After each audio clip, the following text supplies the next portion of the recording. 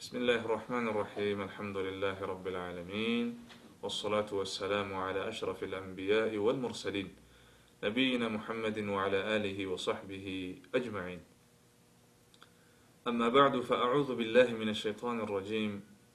اقترب للناس حسابهم وهم في غفلة معرضون. زما عزت منذ مسلمانان ورنو الله سبحانه وتعالى مونږ او تاسو ته په قرآن کریم کې بار بار دا تنبیه راکړې چې ای انسانانو، ای زما بندگانو، دا د غفلت زندگی نوره پرېږدئ او د غفلت په دې کوم خوب باندې چې ویده شوي استئ د دې نه راپاڅېږئ. وجه دا ده چې مونږ او تاسو د دې لپاره نه پیدا شوي چې مونږ غفلت وکړو. مونږ او تاسو د دې لپاره نه پیدا شوي چې مونږ د خپل رب نه غفلت وکړو. هغه احوال چې په مونږ را روان دي د هغې نه غفلت وکړو. مثلا مرګ را روان دی، ډېره سخته مقدمه ده. قبر را روان دی، ډېر ناشنا سفر دی. ورځ د قیامت را روانه ده، ډېر سخت احوال پکې دي.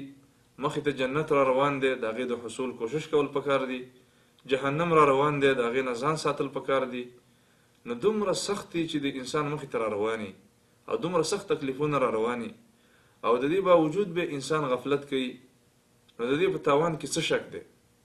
الغرض زما عزتمندو، الله سبحانه وتعالی موږ او تاسو ته دا تنبیه راکړې چې موده کېږئ، تیاری وکئ. په تاسو باندې سختي را رواني، په تاسو باندې احوال را روان دي. د هغې لپاره اوس نه تیاری وکئ، د دې لپاره چې هغه سختي اسانې کړې شي.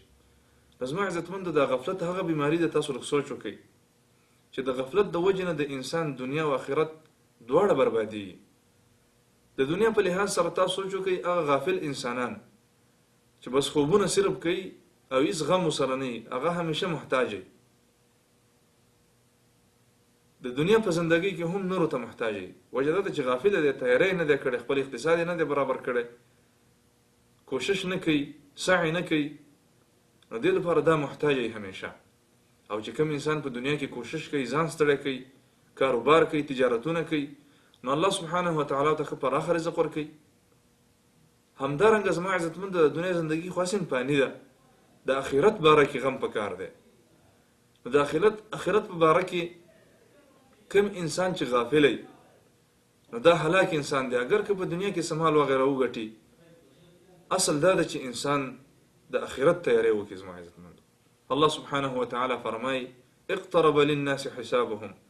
د انسانانو ته د دې حساب خو ډېر را نږدې شوی او دوی اوس هم داسې په غفلت کې دي. غفلت نه دی پکار، بل تاسو سوچ وکړئ زما عزتمندو، د غفلت د وجې نه هره ګناه پیدا کېږي. لږ سوچ کول پکار دی.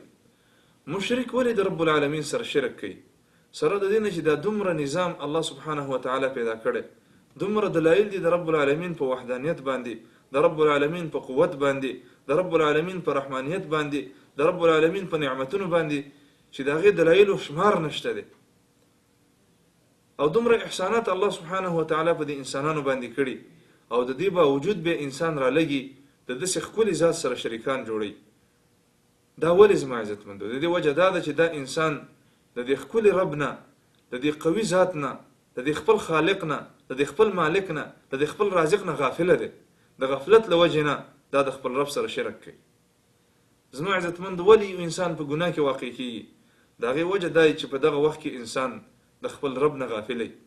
الغرض زما عزتمندو، غفلت دا ډېره لویه بیماري ده او غفلت نه دی کول پکار، بلکې راویښېدل پکار دي، تیاری کول پکار دي. ځکه چې زموږ او ستاسو سفر شروع کېږي، دا دنیا زندگی زموږ او ستاسو ختمېږي. الله سبحانه وتعالی فرمایي کل نفس ذائقة الموت ثم الینا ترجعون. موږ او تاسو ټولو باندې به مرګ راځي او بیا به خپل رب ته ورګرځو. ثم الینا ترجعون، په دې جمله کې تاسو سوچ وکئ. کله قرآن کې دا راځي چې ثم ينبئكم بما كنتم تعملون، فأنبئكم بما كنتم تعملون. رب العالمین فرمایي چې انسان ما ته به راځي او زه به دې بیا خبر کړم په هغه اعمالو باندې چې تا کړي. دا ډېره د تهدید کلمه ده زما عزتمندو، دا ډېره سخته درنه کلمه ده. په دې باندې کې انسان سوچ وکړي، زندگی برابرېږي. مقصد د دې جملو دا دی، دې آیتونو چې انسان ته غفلت مه کوه، په تا مر راځي او بیا به رب العالمین ته ورځي، هغه به در سره حساب کوي او هغه به دې بیا خبر کړي په هغه اعمالو باندې چې تا کړي. نو مقصد دا دی چې تیاری وکړه، توبه او استغفار وکړه، رب العالمین سره تعلق قایم کړه، په هغه باندې توکل وکړه، د هغه بندګي او عبادت وکړه، هغه ته منډه کړه، خپل رب ته ځان ورخلاص کړه. ففروا الی الله.